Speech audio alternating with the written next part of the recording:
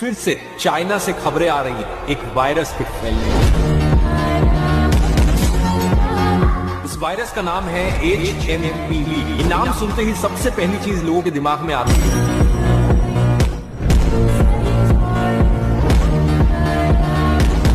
सबसे बड़ा डर लोगों में इसी बात का है कि क्या एक बार फिर से कोविड-19 की कहानी दोबारा दोहराई जाएगी।